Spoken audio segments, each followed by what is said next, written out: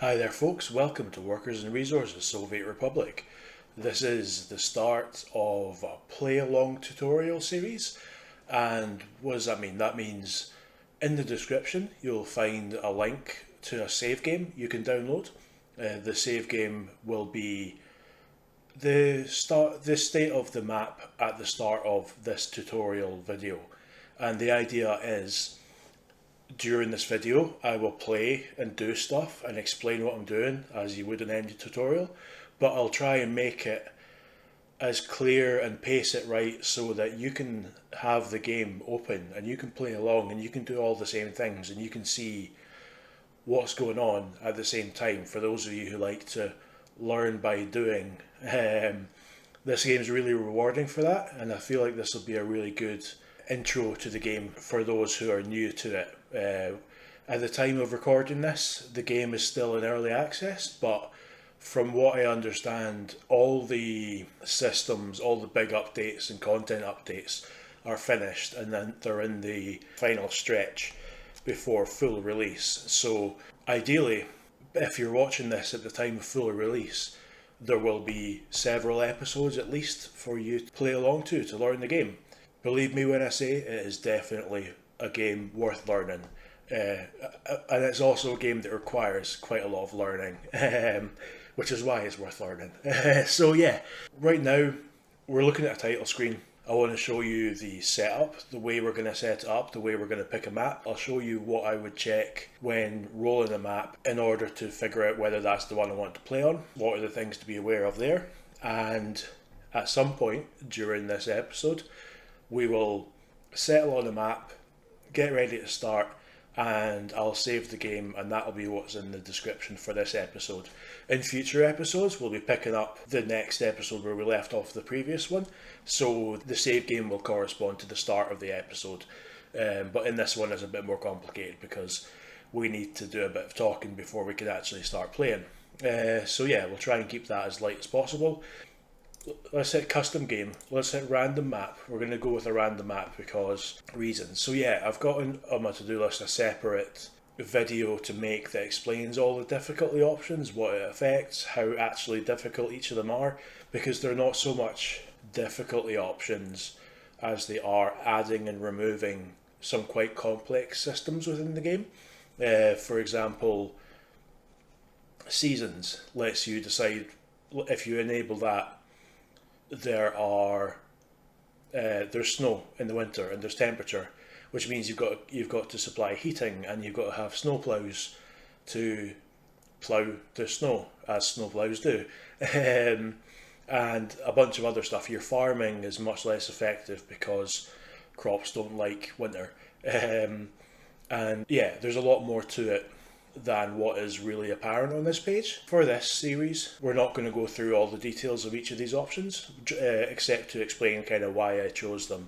The overall difficulty is just a preset. You've seen it in plenty of games. You set these and it chooses the corresponding values in the list. So I've put it on custom because I kind of picked each of these options with care. Easy money. We start with plenty of money to get ourselves set up. Because this is a tutorial, we don't want to be challenging ourselves to be super frugal with our money. Just so we've got a bit of breathing room so we can explore some stuff during the tutorial without having to worry as much about money.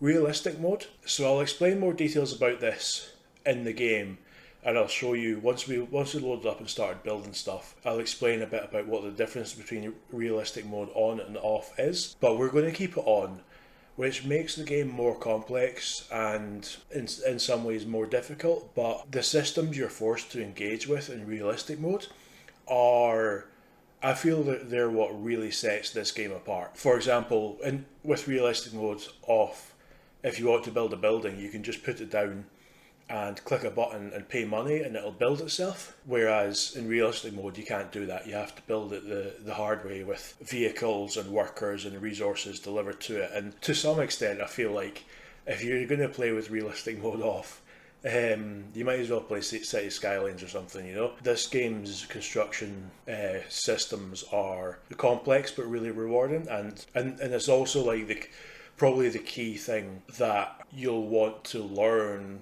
for this game. So yeah, we'll get into that more details when we start. Citizens' reaction, how unhappy our people are going to be if we don't meet their needs.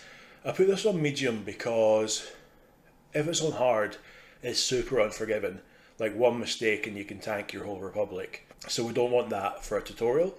But on the other hand, easy, you can make a bunch of mistakes and never even notice you have made the mistakes because the people don't get bothered by them, and we don't want that either because we want to learn. So medium I thought was a good compromise between those two extremes. And yeah, we'll see how it goes when we're playing. If you see me doing something in the video and you want to try doing it a little differently, don't be afraid to try and see if it messes up and learn how, explore a bit. If worst comes to worst, at the start of the next episode there'll be another save game and you can do a reset, so there's a safety net there. So this whole category is adding complex systems. So most of these are switched off because we want to keep it to the basics. Water is really finicky, waste is really finicky, maintenance is a bit finicky, but it's really new. It's like a ticking time bomb. You have to be set up, handle maintenance quite early, so there's time pressure there that I don't think we want in this basic one.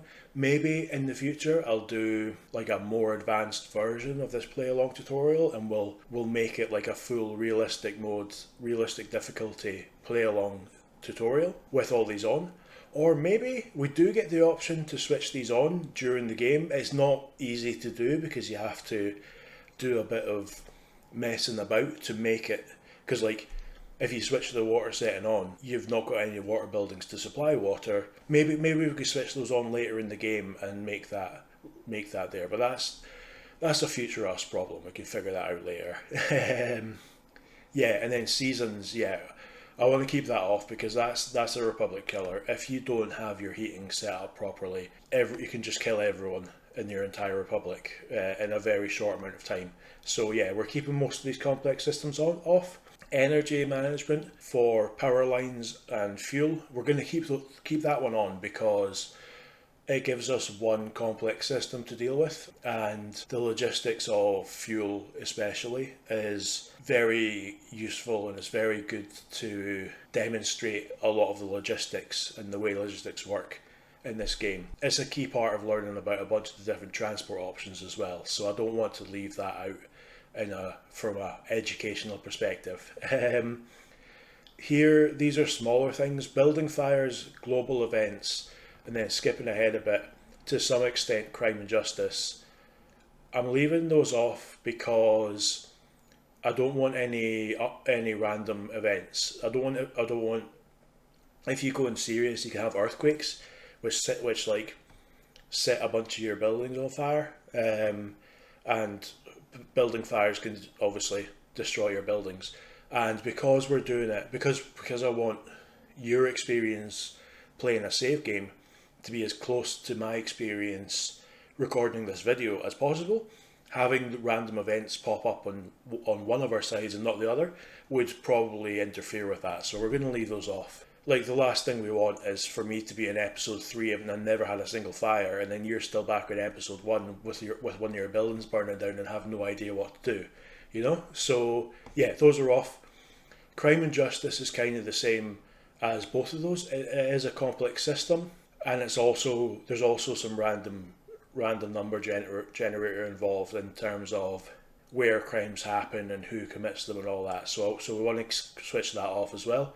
Education simulation is not super complex, and it's a really interesting system, I find. It essentially just means you need to build a couple of extra buildings in each of your city, and you don't need to set up pipe networks like some of these, or you don't need to set up extra vehicles or anything. You just need a couple of extra buildings.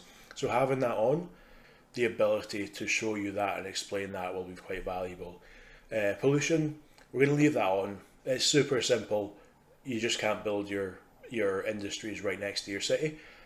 We want in this game to do a lot of transporting people around anyway, because that's a system that you kind of need to understand to kind of function in this game. So having pollution on is gonna help us with that. Traffic simulation, I actually left that on the wrong thing. We'll keep that on complex. You can keep it on complex and just ignore all the tools it gives you, for the most part, and we'll be doing that certainly in the early game. It only becomes an issue if you try and do way too many road vehicles. It becomes an issue, and it gives you tools to help with that. But one of the things we want to do in the tutorial is talk about all the different transport available, like trains and boats and helicopters and stuff as well. So we're going to be actively trying to engage with those systems, which will remove a lot of the traffic pressure, and then we can do some traffic management at the same time if we want to. So research is, I'm going to leave those on because it gives us a nice sense of progression. It doesn't let us build like crazy complex industries really quickly, and it also provides us some unique advantages. Like some of the benefits that come from research is if you have research off, you just don't get those benefits. So there's kind of a double-edged sword there. So yeah, we'll leave that on, and it'll let me demonstrate that as well. The buildings that do research we're going to need anyway, even if we had that switched off, so it's not too much of a hassle. Day-night cycle is not entirely cosmetic, but it's close enough to cosmetic. So I'm putting it on moving sun because it's pretty. There are some minor effects on like how fast vehicles can drive and stuff from having nighttime and rain, which is tied to this option. But yeah, you can mostly just choose whether you prefer to see a day-night cycle or just like consistent lighting the whole time. Vehicles and date, so these are intertwined. The year of start, we're going with 1960, and the main thing that affects is the vehicle availability, because as the tooltip says, all vehicles have a start date and an end date. They're kind of dates of manufacture, and you can only buy them within those dates. So starting in 1960 will allow us to see the first set of vehicles and use those, and then as we progress through the decades, we'll find ourselves with more vehicles available and better vehicles available until like I think 1985 we get the best vehicles. In fact, there's one of the best vehicles is until like 1996, but yeah, we're a long way from that. So yeah, that's the difficulty settings we're going with. The random map settings. So I've set it up like this. So by default, the amount of lakes is 30%, the amount of hills is 20%. I want to put 35 and 25. I want to increase the lakes a little bit because I want to show you how to use ships at some point. And if it's down on 30, which is the default, we might have very limited opportunities to use ships in any capacity, and that's why rivers are at 5 when the default I believe is 2. Yeah, so we've got lots of rivers, a few extra lakes, and a few less hills. That'll mean there still are some hills for us to see and navigate around and like plan around, but the majority of the map is going to be flat space, which will be very forgiving and allow us a lot of space to build our city. Cranking these two up can make for a really interesting challenge game, but yeah, this is a tutorial, that's not what we're here for. Terrain height just means, yeah, it's a multiplier to the height of the hills and the slope of the kind of nominally flat parts of the map. Tree density and forest amount is essentially a meaningless choice. You have a free tree gun, so you can add tree if you need to build like a lumber yard. You can plant trees manually for it. So this is essentially cosmetic. I'm just going to leave those on the default. Initial buildings, don't build anything. The populated maps, which is what these two options do, we'd have to spend a lot of the series talking about bending over backwards in the way we build things in very like micromanagey ways in order to deal with that, and I just don't want to, so we're not going to do that. There's a really good guide on Steam if you really want to play on a map with pre-populated cities. There's a really good guide on Steam on how that works, so yeah, you can go there if you like. But yeah, that's the setup. I'm going to hit start, It's going to load. It always gives us these cool photos. That's a fairly new development in the game at time of recording. But there's some really like the game really is very hard into the kind of Soviet philosophy with the very square buildings and the aesthetic. Not philosophy, aesthetic is the word I was looking for there. So yeah, I'll just let this load and we'll have a look. Okay, here we go. And yeah, like all strategy games, the very first thing you ever do is hit spacebar to pause it. I don't know why it doesn't have an option to start paused, but yeah, we've got the map. As you can see, there's lots of flat open ground. There's quite a few lakes. Any lake that isn't joined up to a river is pretty useless for us, but that's fine. We can work around it. You've got the little mini map at the bottom right. In fact, yeah, that gives us the layout of the land. We'll close that for now, because what we'll do is I'll take you around the interface really quickly, like super quickly, and then we'll talk about the actual map. Okay, yeah, so yeah, here we go. Money. You have two currencies, rubles and dollars. You spend them in different places, you earn them in different places. Looking back at the map, you see there's a blue border and a red border.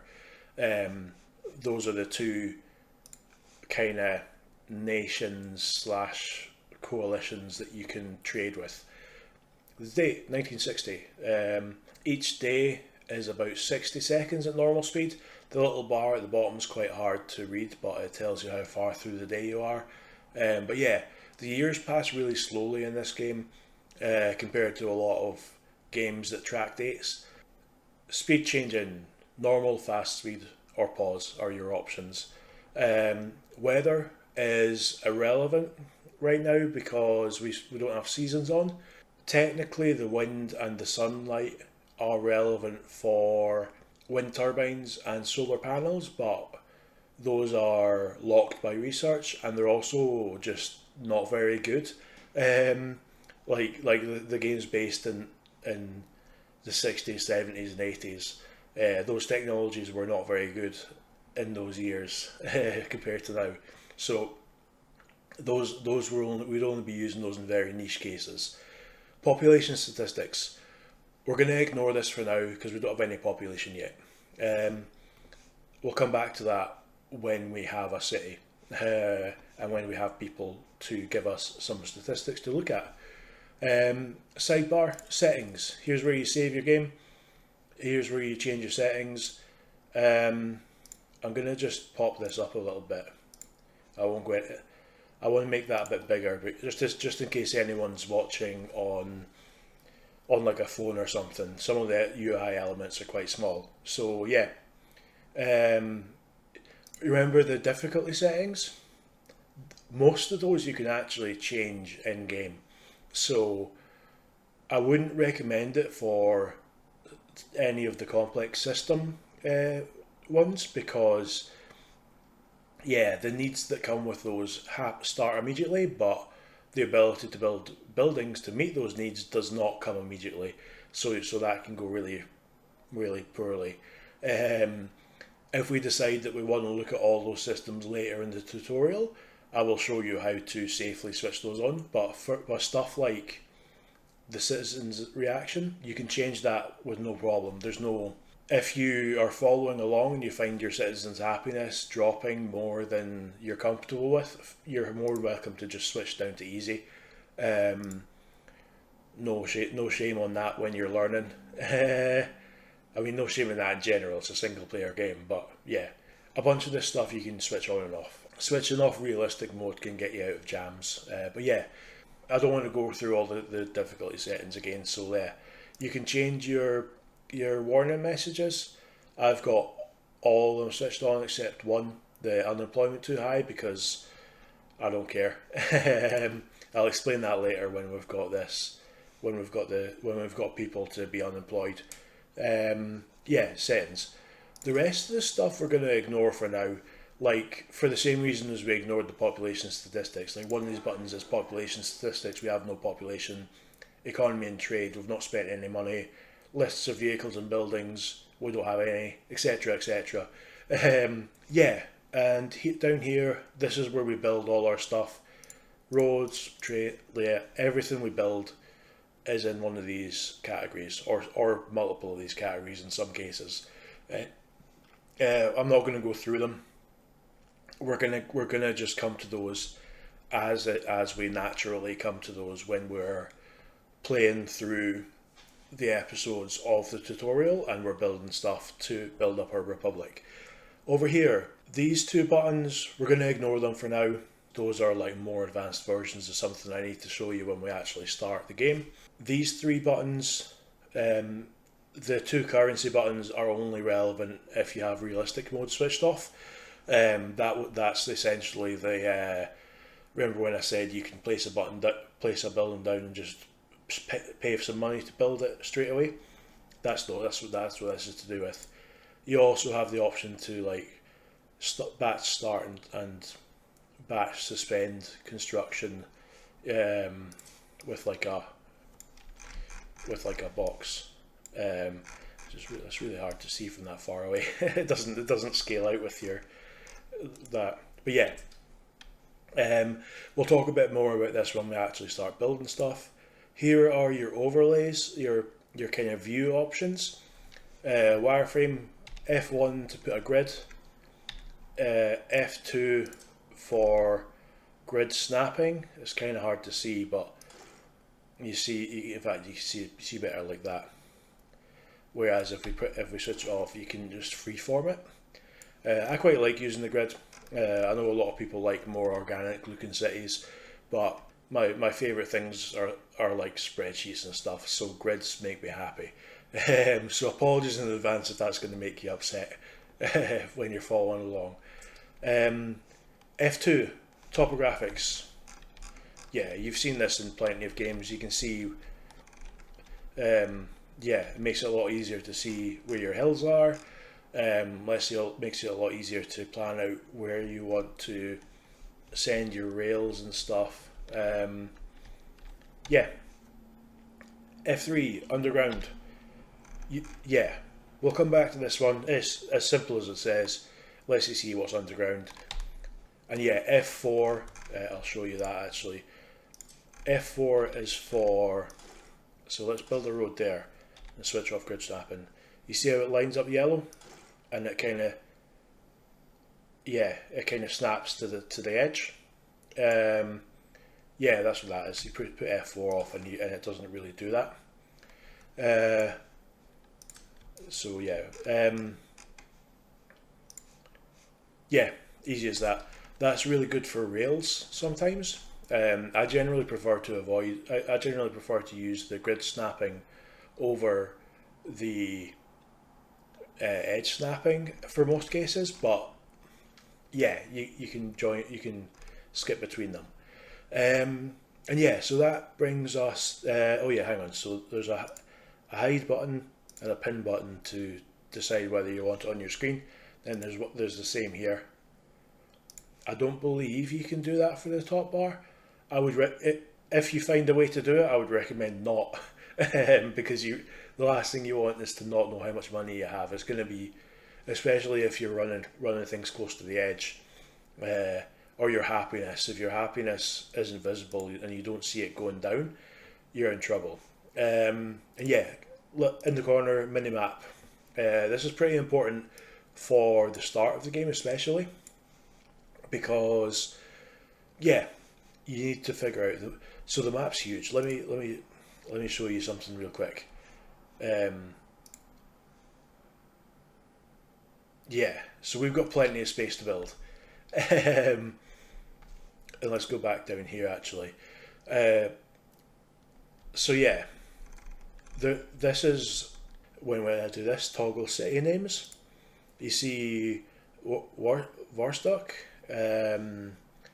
is this here. The customs offices are critical. That's the reason that the second thing after you pause the game in a new game, the second thing I would do would be to toggle the city names on, because it immediately shows you where are your construction offices on the border, not construction offices, sorry, customs offices. Where are those on the border? And the reason for that is related to that, your money. So, for example, at Vorstock here, you can buy all these goods. You can send a truck there. It will load up the goods and it'll bring it to wherever you need it in your republic. And certainly at the start, and probably until like mid to late game, you will be doing that a lot. Like mid to late game, is one of the fun things to do in this game is to transition over to producing all your own stuff, and reducing your reliance on imports.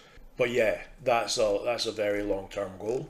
And in the meantime, all of our money that we spend will be to buy stuff from the customs houses, and all the money we earn will be by selling stuff at the customs houses. There's no like wages or taxes or anything. It's a communist republic simulator, so the people get their food, and like you supply the people their food and their clothes and all their needs, and they supply you labour, and there's no exchange of money involved in that. So yeah, every financial transaction is imports or exports to either the Soviet side of the border, using rubles, or the NATO side of the border using dollars. Yeah, we'll get into the exact mechanics of how that works later on, but yeah, certainly when you're looking at a new map and you're looking to play at a new map, you need to know where your customs offices are, and you also need to know which customs offices they are. So this one is a small customs house. It's only got 2 parking spaces. It doesn't have a rail line. Let's find one with a rail line. This one's a medium one. It's got 3 parking spaces and 1 rail station. So you can import and export stuff by rail as well as truck. But because it's a medium one, let's see if we can find a big one. Surely there has to be a big one. Have we just got none whatsoever? Yeah, last chance. Yeah, okay, so there's no large customs on here. Yeah, large customs have, I think, 5 or 6 parking spaces and 3 rail station unloadings. So they're really handy for high volume things. One of the challenges that's not really obvious to a lot of new players is how much traffic management you need to do in terms of how vehicles going to the customs office. Yeah, because you can just end up with massive traffic jams and everything grinded to a halt if you don't manage that. So that's probably one of the most important things you would look at on a new map. Because we enabled research, we don't know where any of our resources are, so that's not something we can take into account. But the other thing I would look at is there, like, for example, here there's multiple customs offices we could access from the same city, and like a couple more we could access with a bit of a trek. And there's like, let's put F2 for the topographic view, there's loads of flat space. The other thing I would look at is like, where are the rivers? Are we going to have to build bridges to get any places? So ideally you want to have like contiguous land to build on. The other thing would be like, resources happen more often around hills than they do on flat places. So if there's like plenty of flat space to build, but also like there's like 1, 2, 3, 4, 5, 6, and even 7, 8 if we're going to use a bridge. That's a bunch of places where we could potentially find resources. That's something worth taking into account. Yeah, also interesting here is, so our cargo harbours are usually quite big, some of them. So you can't always fit them. Like you see I'll zoom right in. You see like the little blue dots, or the red when I go into the land. that show the space that you need. That we can't build that in that space. We would need to like point it down this way or something. Except that there's a lake here, and we could probably build it here. Yeah, I'm not going to try too hard, but yeah, this lake, this big lake, has access down the river to the Soviet. So this is what these are. That's beyond the borders. So if you have a ship or a helicopter or an airplane that wants to sell stuff, they can't sell it at the border posts there, but they can go off the map and sell stuff off the map. So it's often very useful to look and see, do you have like a big lake that's got access, like this lake, there's access all the way over here to get to the NATO side as well, or even up this way to go up to this corner to get access to both. Yeah, if you plan to use ships, not everyone uses ships. I quite like them, just because I like to make lots of materials, and ships can move the most stuff. So yeah, those are some things that are worth taking a look at when you start up a new map. This map, I don't like it because of the like. Oh, hang on, I missed a thing. So the other thing you'll notice, apart from the customs office buildings, are these foreign power connections. This lets you connect wires to it. You can import or export. You can import or export power to the Soviet side of the border. Obviously, that costs or earns you money. Certainly, at the start of the game, you need to have a customs house in range of where you want to build, and you need to have one of these, unless you're playing some weird challenge build, which if you're watching a basics tutorial you probably shouldn't be. You know, that's something, think about that later. That's not a now problem. So yeah, that's something that's kind of key to look at. The rest of the stuff, the hills and the sea axis has less priority, but having a customs house with an electrical connection is pretty critical. I don't like this map. I'm going to re-roll it, and then I'll show you the map that I choose and tell you why when we get there. So yeah, see you in a second. Okay, we have a winner, I think. I think we're going to go with this one. We have a large customs house. Obviously, I wasn't able to show you that before.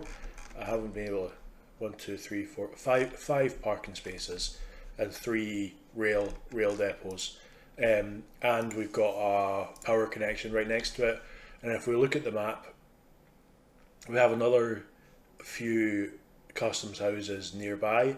I believe they're all small ones. I don't think any of them have railways.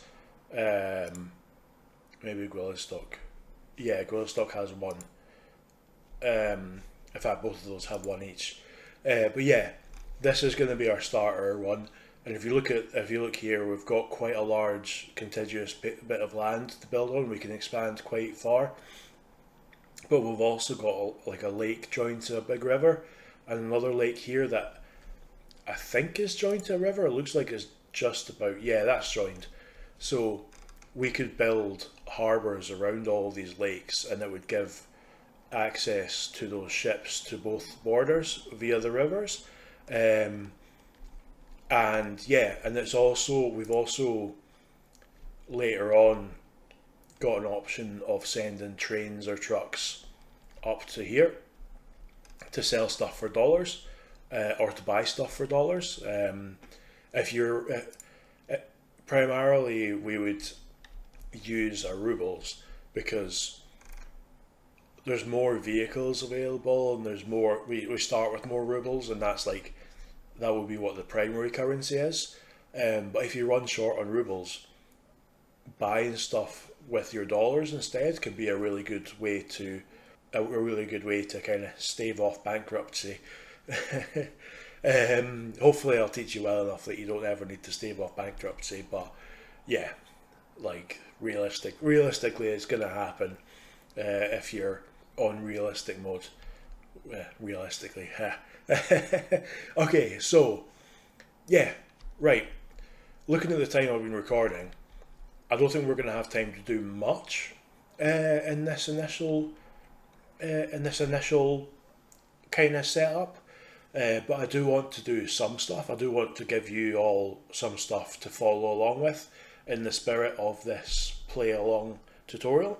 We'll do like 10 or 15 minutes of setup here, and we'll set up like our initial construction vehicle setup, so that we can go into episode 2 ready to start building our actual city. And that'll also give me some between episode time to plan out what we're actually going to do for that, because yeah, I probably should have done that a bit more a bit more advanced. So I'm going to put the grid on.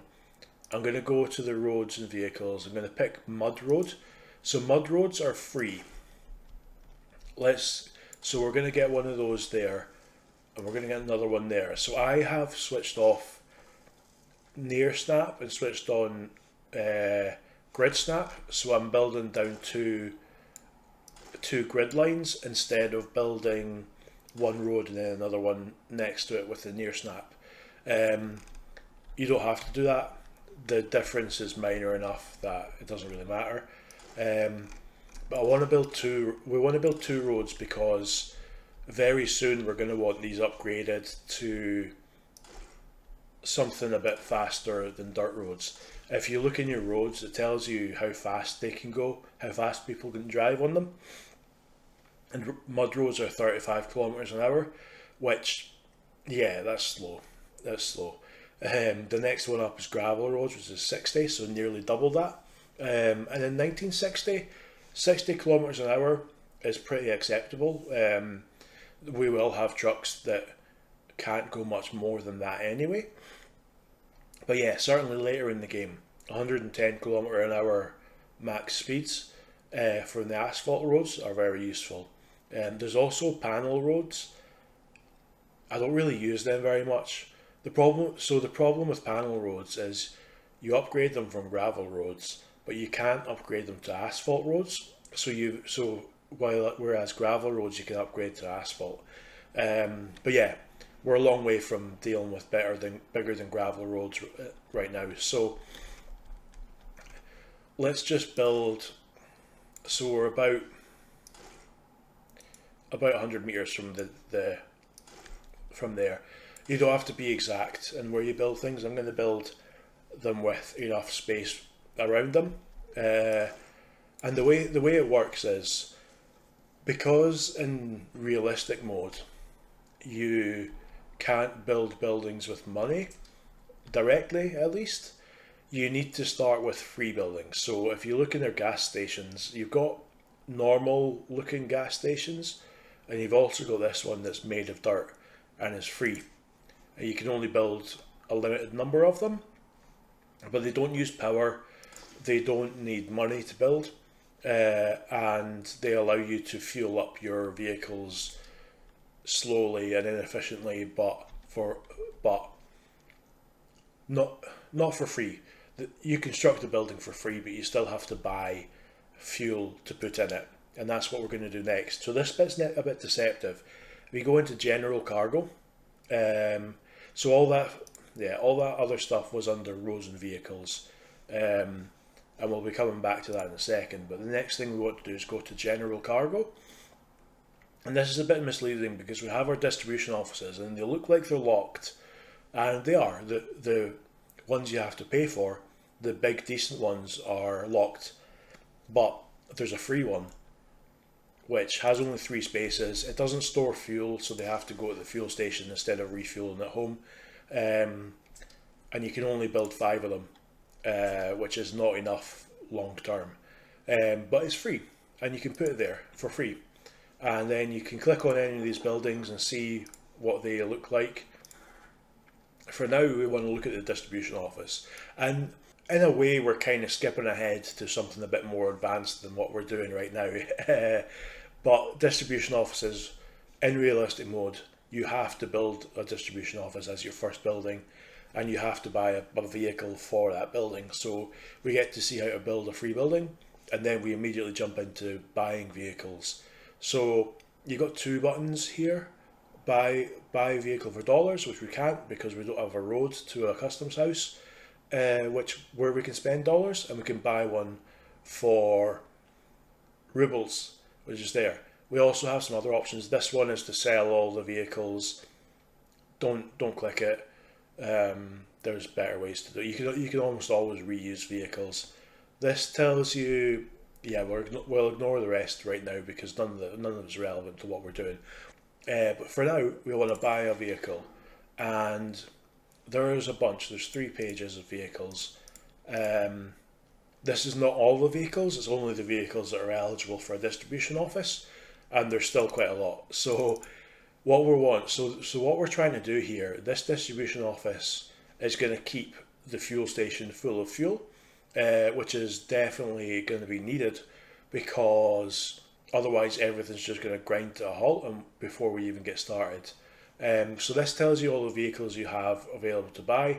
You can sort it by various stuff. You can look at workshop items. I do have some, but I switched them all off for this.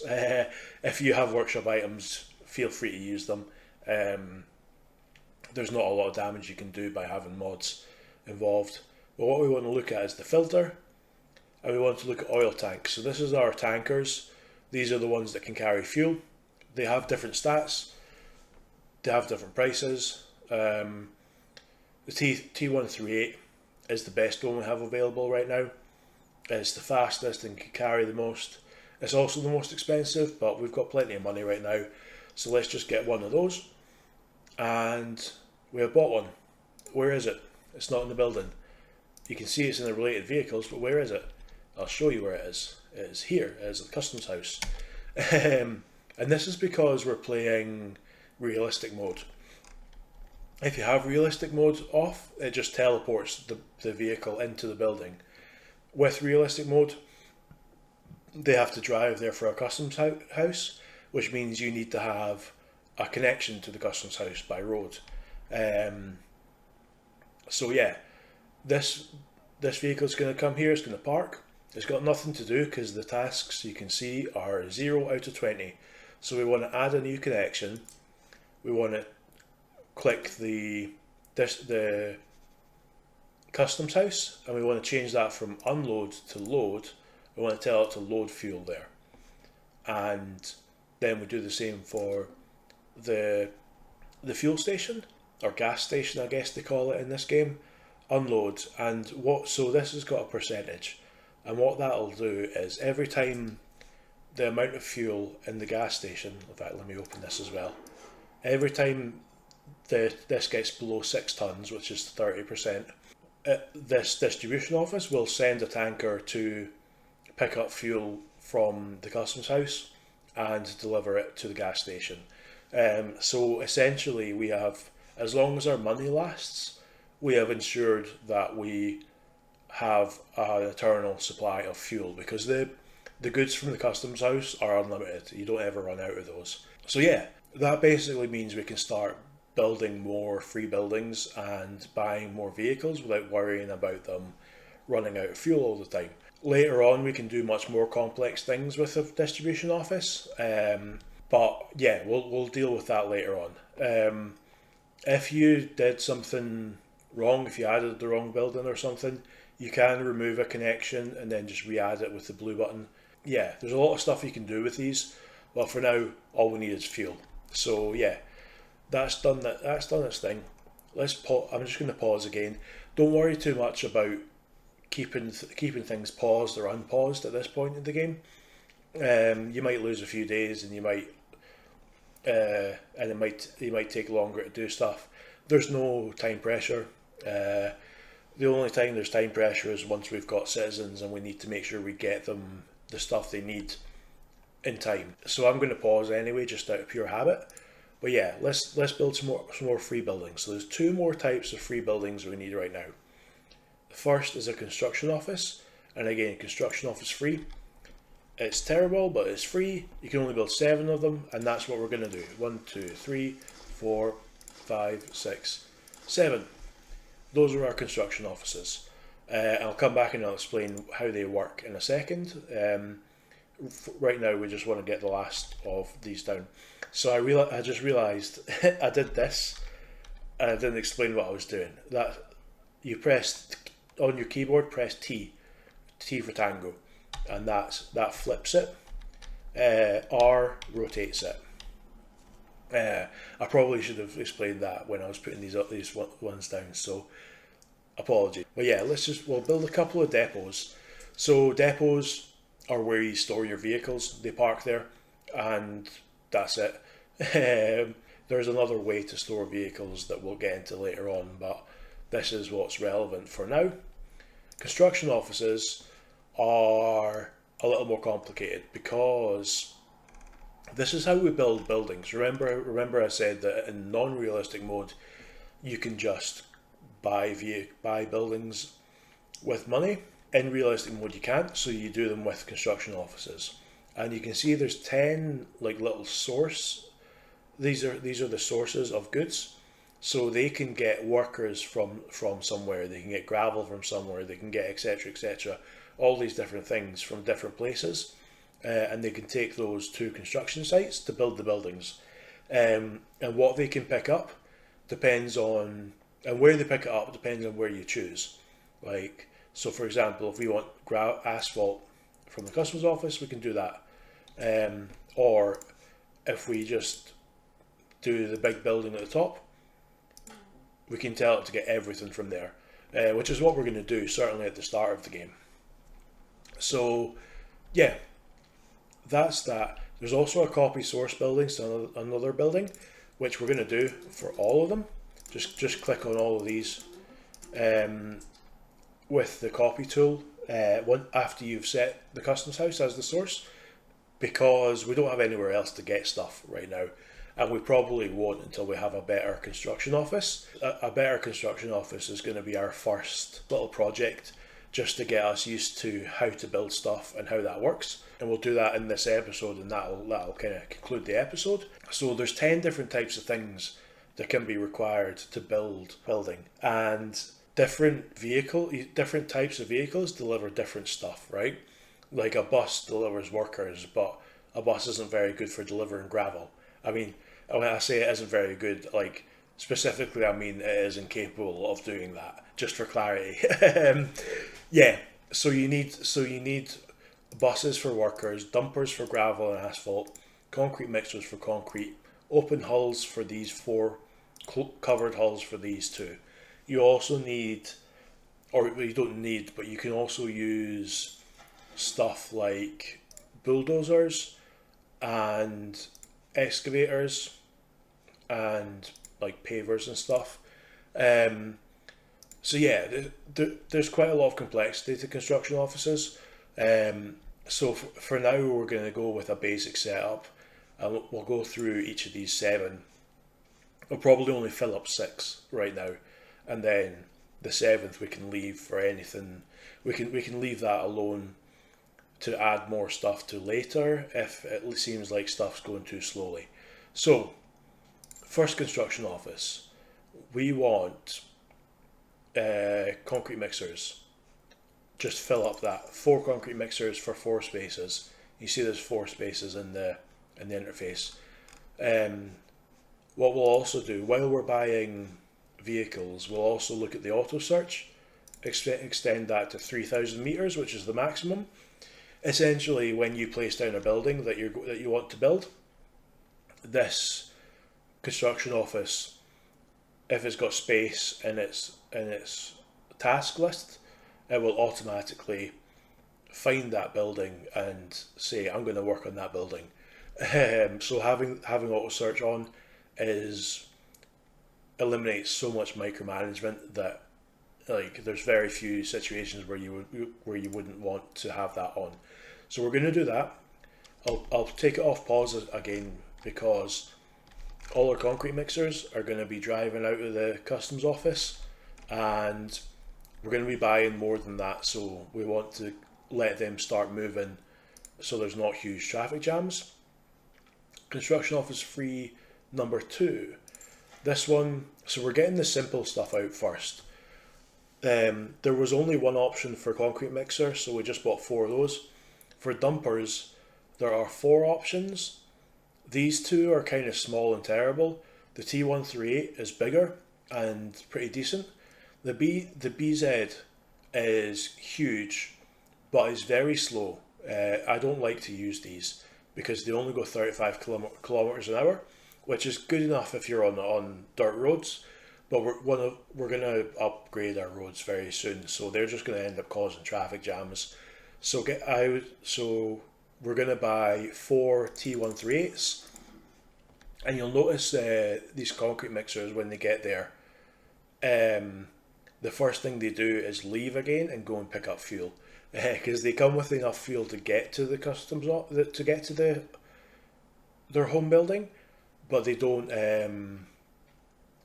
have enough that they can start doing stuff effectively.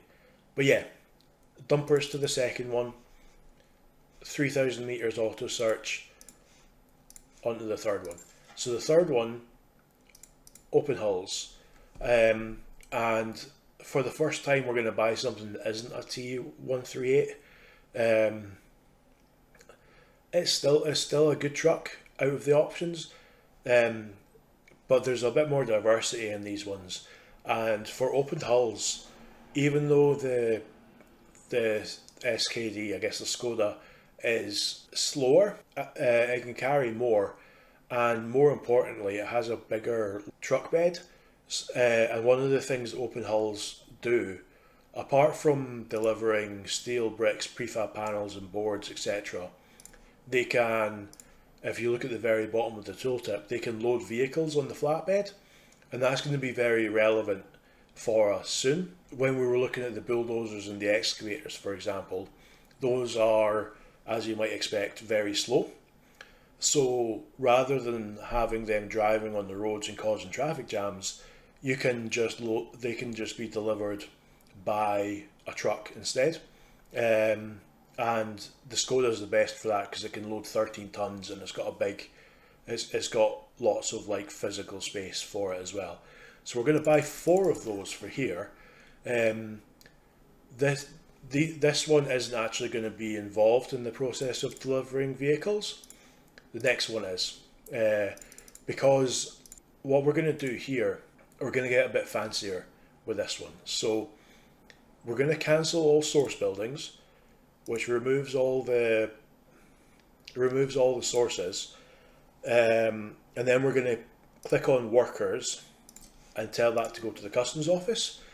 And the only reason we do that is because when we close it and go back to number 4, it minimizes it automatically. We're not actually going to be buying any vehicles that can deliver workers for this. And the reason for that is this button here, deliver mechanisms only with trucks. Because what we're going to buy in here is 3 excavators, 1, 2, 3 is when I clicked there, and an open hull. So that's what I was describing there. There's going to be, look how slow that excavator is coming out of that customs house. We don't want that driving on the road. So this button will mean that the excavator won't drive places on its own. It'll wait to get picked up by the open hull truck and be delivered there by that truck. And we'll see that in action later on once we start building stuff. But yeah, that's our excavators. And an open hull truck to deliver them, and also there. What I also want to do in here, I want to look at this. So we talked about the auto search range, but there's also auto search categorization. And what I want to do for the excavators is switch off footpaths, factory connections and roads, because excavators can do 2 types of things, at least in a construction office. They can do the groundworks phase of a construction of a building, and they're the only vehicles that can do it. But they can also build gravel roads or the gravel phase of an asphalt road, but they're not as good at it as a bulldozer. bulldozers can only do the roads, but they're much better at it than the excavators. So that brings us to construction office number 5. We're also going to deliver mechanisms only with trucks. We're also going to cancel all source buildings and click on workers and set the custom house for workers. We're also going to upgrade that to 3,000. But what we're going to buy there is 1, 2, 3 bulldozers and 1 open hull. And that'll allow us to. We're going to leave buildings, etc., ticked for the bulldozer construction office because they can't work on those anyway, so it doesn't matter if those are ticked. But the fact that this one can't deliver excavators to roads means that this one will be the one that delivers bulldozers to the roads, and things will go faster. Yeah, there's a lot more like complexity to what you can do with these. Especially if you have maintenance on and you can do reconstructions, but we don't. This is all we're going to do for now in terms of messing about with that.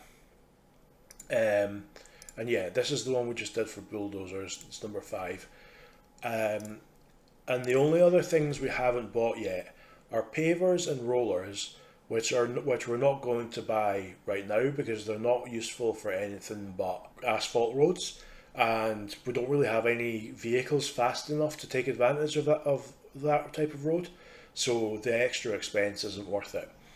The other things are cranes, personal cars, and buses. So road cranes, you might notice it says road cranes and not just cranes. That's because there are another type of crane, and we're not going to buy any, but I'll show you them in the customs house. You can also buy vehicles in the customs house, and let's do that. Actually, I'll show you how that works. See there, there's 14 pages of vehicles now. There's like trolley buses and like forklifts and stuff, trains and containers full of goods and like cable cars and like everything's involved in here. But what we're interested in right now is tower cranes. So tower cranes and road cranes perform the same job. The difference is that tower cranes are a little bit more effective, whereas road cranes can drive themselves to the construction site. Tower cranes can't. They have to be transported by open hull trucks, like we're doing for the excavators or bulldozers. But for tower cranes, it's not optional; it's required. Which also means that in order to use them, you have to buy them at the customs office and then set up a route to pick them up and deliver them somewhere. Which we're not going to do. We're going to leave that alone. That's a more complex process that we can deal with later on. For now, we're just going to work with road cranes. I find them more. They're not quite as effective. In fact, this one's can only do half as many workers, but the fact that they can drive themselves to the site just makes them that much more convenient, in my opinion.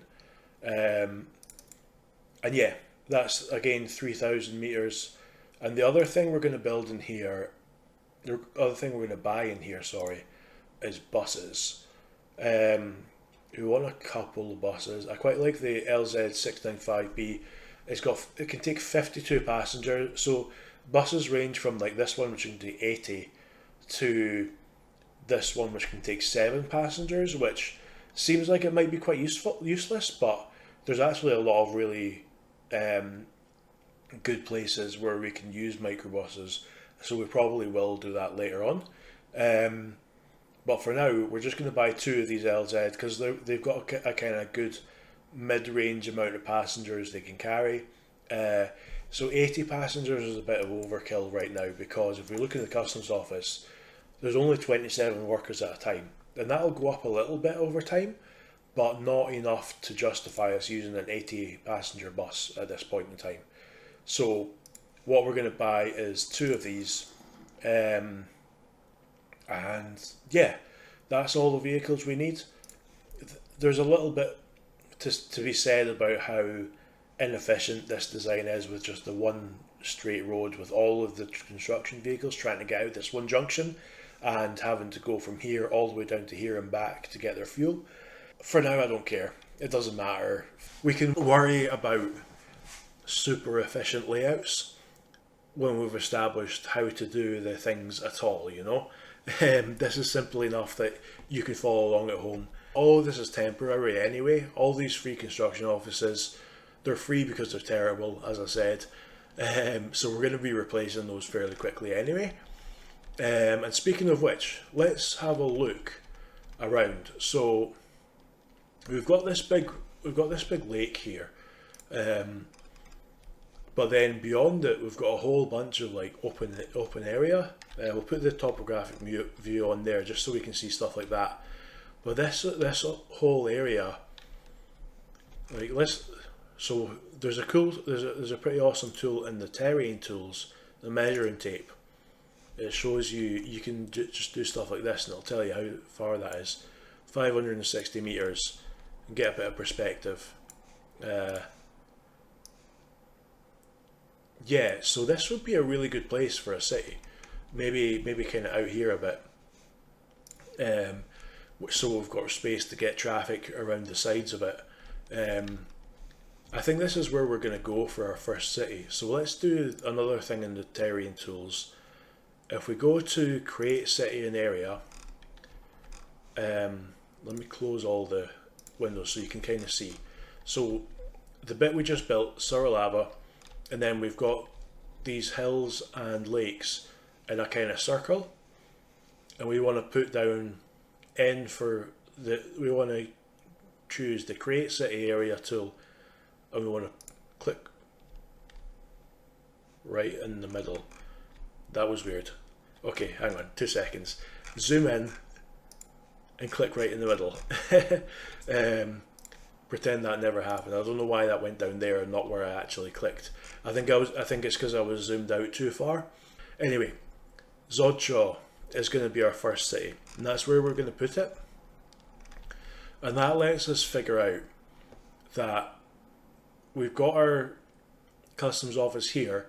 We can build a road down round here and then split it off to come down round here, and that lets us use that as like our main transport corridor. We could put a little junction in here, and that gives us a lot of kind of information about how we want to lay out stuff, because that gives us like this area as a big flat area we could use for industry, with a gravel patch, which is really cool. That can be really useful.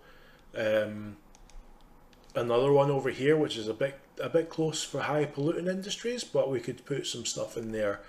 We could put some low pollution stuff in there. It'd be fine. And yeah, down here, this is a really good place for a city. It gives us a lot of places to transport workers to, and it gives us a lot of space to build the city itself. So that's going to be a future episode.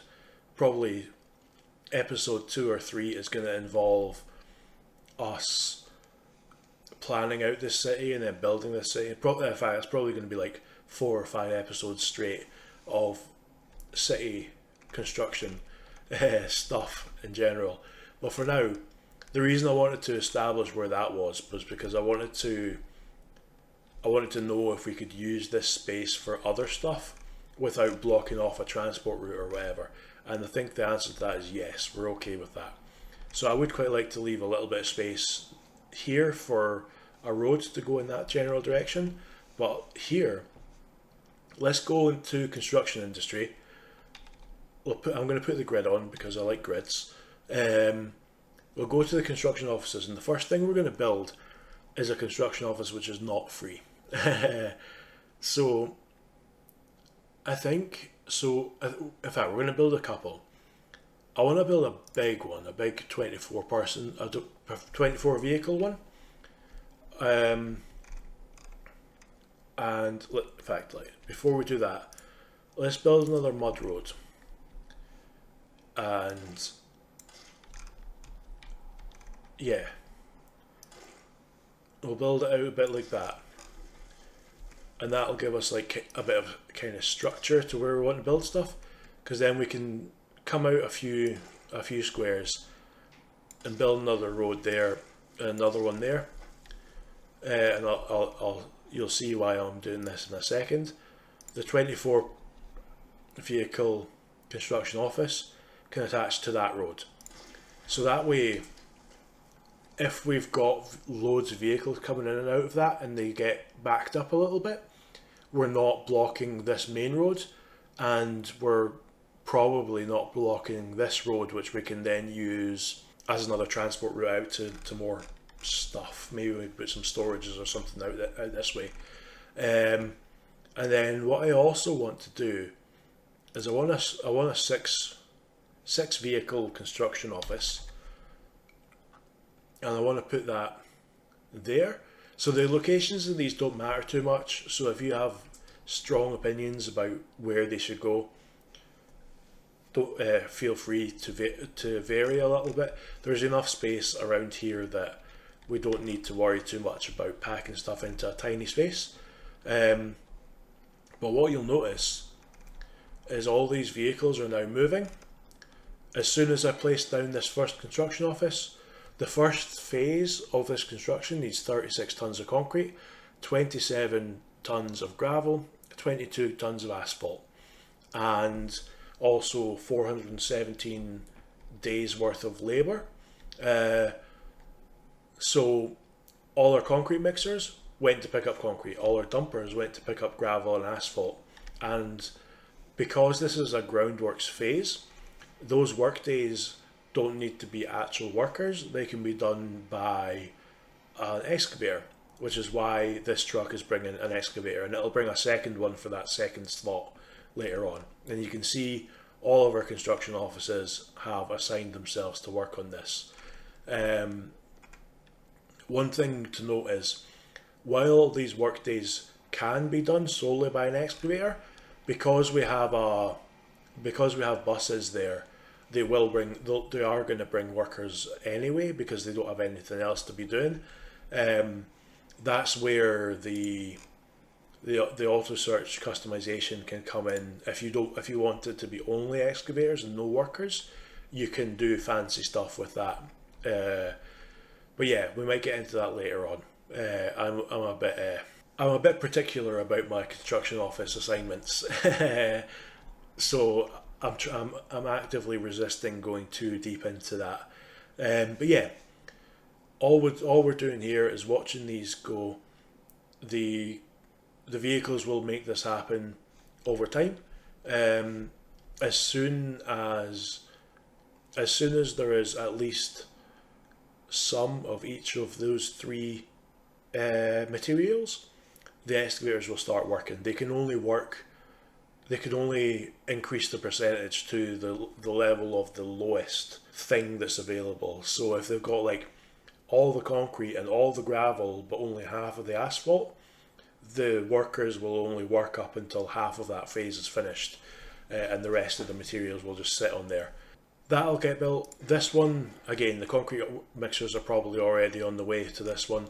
The dumpers will be a little longer because there's more. They've still got more stuff to finish up on there, but that stuff's going to get built. There's one extra thing we do need to do before this can work, is electric substations. We need to provide electricity and put the grid back on by tapping F1 twice. So we're going into the electricity tab, we're clicking electric substation,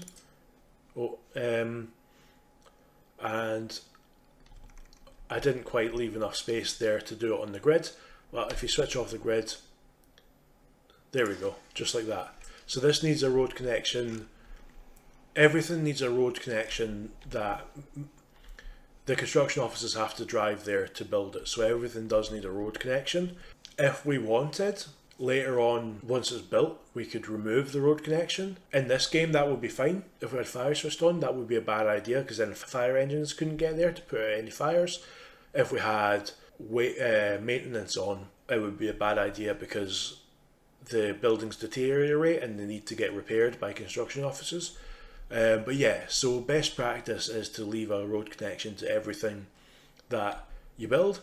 There's also, you see this one doesn't have a road connection. You see it's got a blue, instead of the kind of black road symbol, it's got a blue walking person symbol. That's a footpath connection. Yeah, that's not super relevant right now. I'll talk a lot more about that when we start building our city, because that'll be very relevant to how we design our city. But yeah, we built an electric substation. You notice that there's like lines from it that show what it'll connect to when it's built. If you go too far away, it's not connected anymore, and that building won't get electricity if you build it over here. Yeah, it's fairly intuitive there. There's also, like, we'll get into this later, but there's also limits to the capacity. In fact, the next thing we're going to do is build a wire. So you can see you've got underground wires here. You've also got overground wires.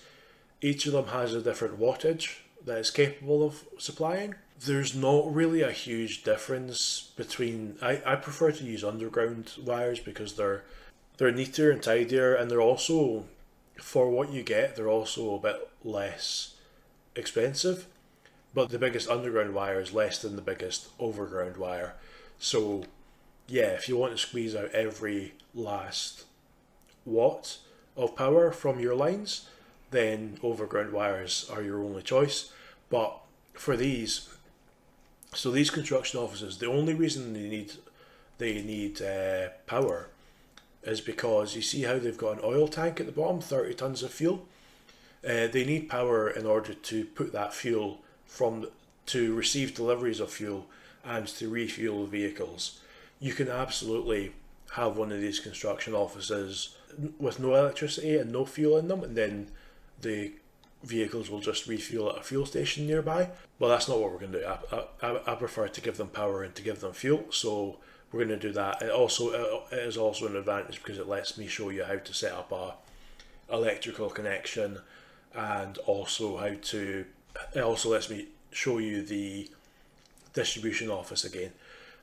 So what we're going to do, so we've got wires, and what we could do is we click on the wire. You see the little yellow connection that we can drag from, F3 for the underground view. You can drag that around, and you could connect it right up to here. So there's two types of wires: medium voltage and high voltage. Medium voltage is what you need to plug into substations. High voltage is useful for going long distances because it can carry so much more electricity. But because we're only building over here, we're going to stick with medium voltage right now. And then later on, once we're building a city way out here, we'll probably build high voltage out to here, and then build a power transformer to change that into multiple outputs of medium voltage to supply to this whole area. But for now, we've got the option. We could just click on this one, click on that one, and boom, they're connected. However, you notice that it's all white, so that means it's plans. The vehicles won't actually. There's a new button here that says to start construction of it. None of these vehicles will actually construct this wire until you click that button, or if you expand out, you've got the option to click it or cancel it, and it tells you the materials and the costs and stuff. I don't want to build this wire, so I'm going to click cancel all plans, and I'll show you why. What I would like to do instead is I would like to get a switch. So this switch has 5 inputs and outputs, and they're all inputs. They can all function as both input or output. Like not both either. Like, yeah, I mean it could be both if you have a really janky setup. But yeah, I want to build one of these over here. And remember what I was saying about how it's raining. Check out how slow the vehicles are moving in the rain. That's normal. That problem will go away as soon as we have gravel roads, which is probably going to be what we do immediately following this. But yeah, I'll come back to that in a second. Yeah, so our underground wires can only do 1.45 megawatts, our overground wires can do up to 2.35. So like 40 or 50% more. Yeah, 50 or 60% more. So what we can do is do an overground wire here and deliver that power to a switch, and then use a medium wire down. Oh, hang on.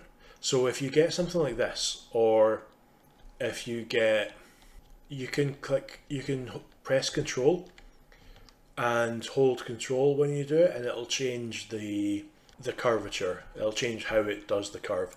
In fact, I'll show you a better example of that. I'm just going to use my hotkey for dirt road, and then dirt road here. So when you do this, you can use your scroll wheel to change how tightly it turns, and you can hold Control. Hang on. So you see how it's done 2 turns? You can hold Control and it'll change between 2 turns and 1 turn. Also, if you hold Control when you're scrolling your wheel, it changes much slower. So that's really good for making pretty roads and rails and wires and pipes and all sorts of stuff. Anything that can curve like that works the same way. So yeah, I'm just going to remove that. That part isn't play along, that was just me demonstrating. Yeah, so we built a switch right next to the customs house.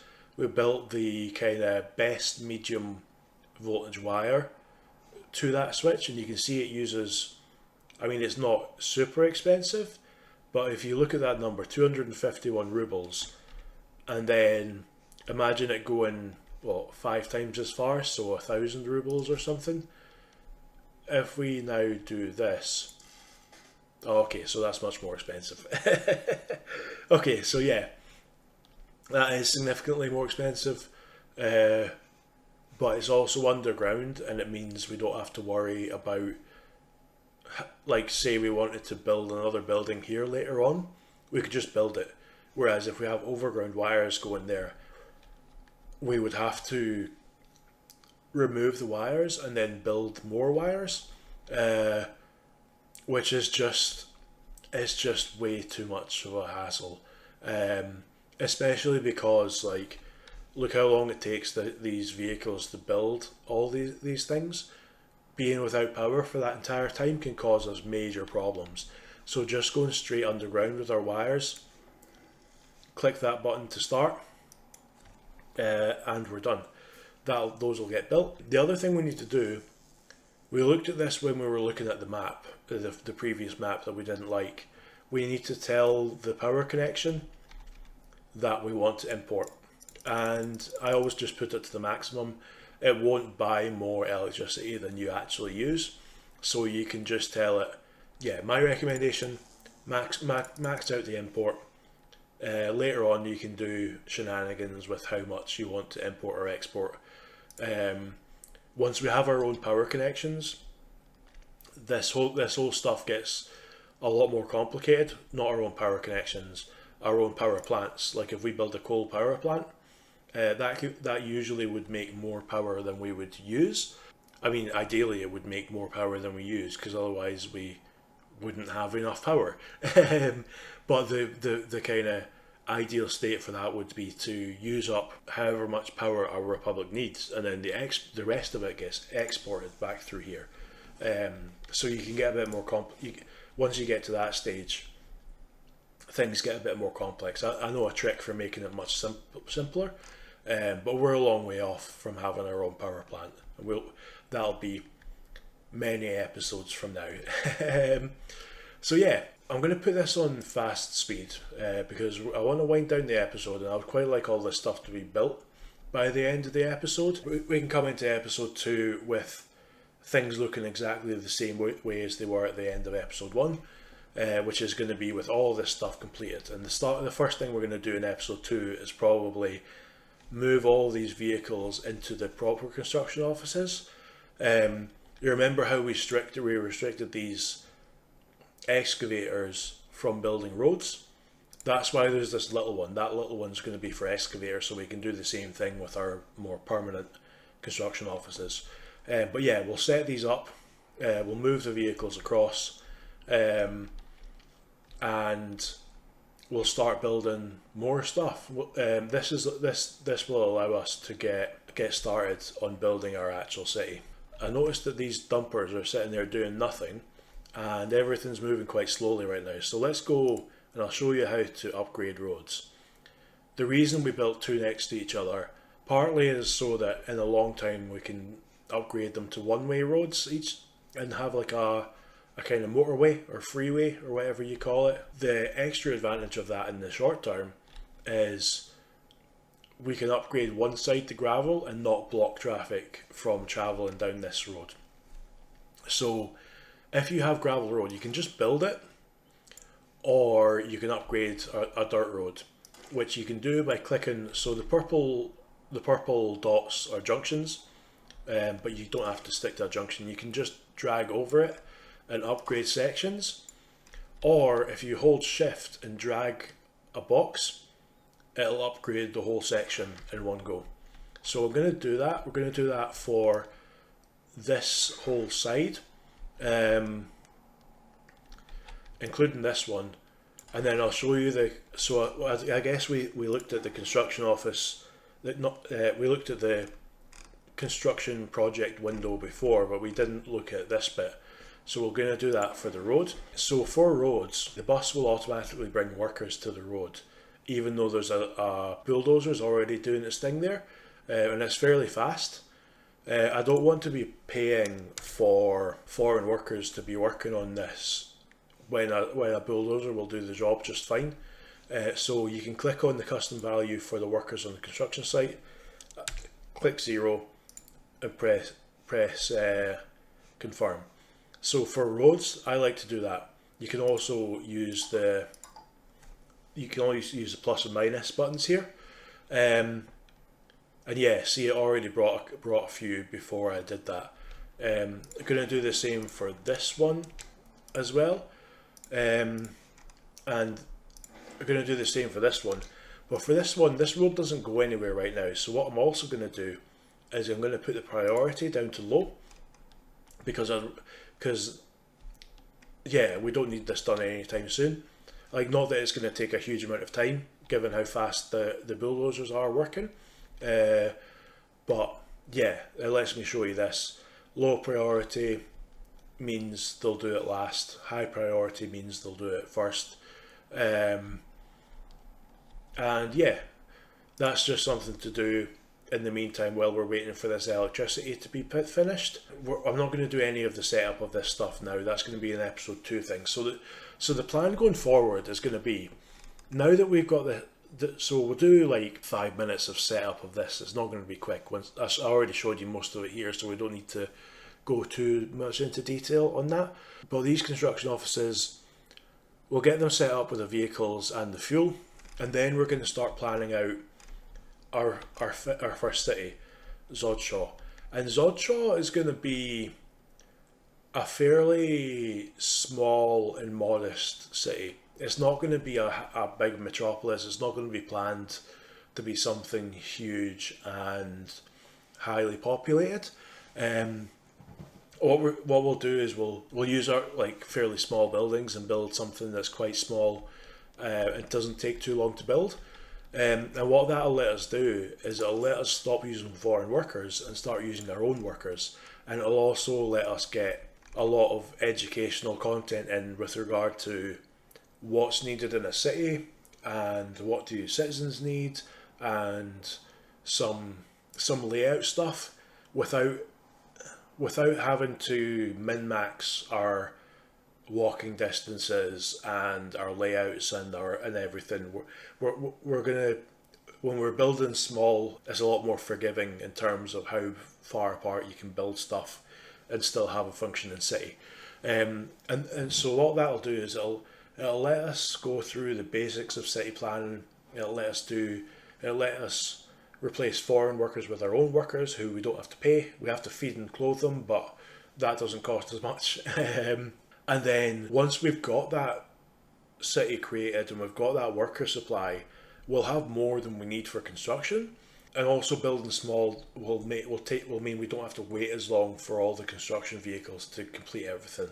So that'll let us, in a timely manner, get on to building something different. We'll build an industry, and we'll use the workers from Zodshaw to build our industry buildings within range, and then once those are constructed, we'll use those workers from Zodshaw to staff those industries and produce our own goods. And yeah, we'll talk about what there's a lot of different industries we could build, but we'll talk about that as we're doing city planning. So yeah, things are looking good over here. The substation. Okay, so I forgot something. There's one type of vehicle that we didn't buy. It's just a covered hull, which is why none of that stuff is finished. So covered hull, we need those to there's quite a lot of different types of covered hull materials, but the ones that are relevant for construction are electrical components and mechanical components. You can see them on the right hand side of the tooltip in the middle of the list. Electrical components are obviously very relevant for electricity wires and stuff. So we're going to need a lot of those, but we only need one. Let's go for an Skoda 706 RT covered. It doesn't really matter. Even the wee tiny one would do a good job here, because, well, you remember the construction offices need like 36 tons of gravel. None of these need more than like 0.4 of a ton of electrical components. So that one truck will be able to carry to each of those in just one load, even if we bought the tiny one. Well, maybe not if we bought the totally tiny one, but yeah, it's a very low volume thing in terms of when we're doing construction. So a small truck is more than enough, and one truck is more than enough. So that'll get on with it. It'll work on finishing those. Yeah, this still needs workers as well, so we'll see our bus doing that. But yeah, let's get this bus and let's just follow it around for a while,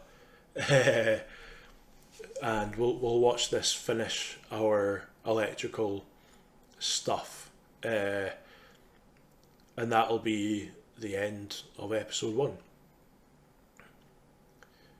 Let's see. In fact, let's look at this. The T138 crane is working on this one. Yeah, the workers are working.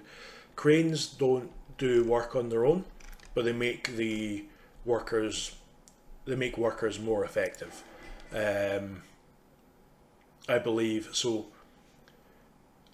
Yeah.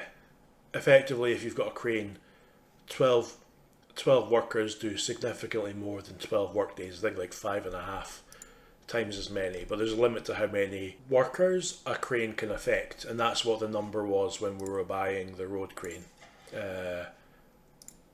You see it says road crane speed level 26. So if there's 27 or more workers and only one crane, only the first 26 of them will get the bonus from the crane. Some buildings have more than one slot for mechanisms. But yeah, tower crane, that's what I meant when I said tower cranes are better, but road cranes can drive themselves. So yeah, now we're just waiting on this one. There's no mechanism slot, so yeah. Now there's power. We can see down the bottom, they've got 230 volts, which means they're powered. There's the megawatts is at 0 because they're not currently using power. But yeah, that's our initial setup, and that's going to be the end of episode 1. I'll see you in episode 2 for the final construction office setup and some city planning, which is probably pretty useful for a city builder, right? Okay, so possibly also more road upgrading. Yeah. But yeah, I'll see you in the next one. Have a great day. Cheers.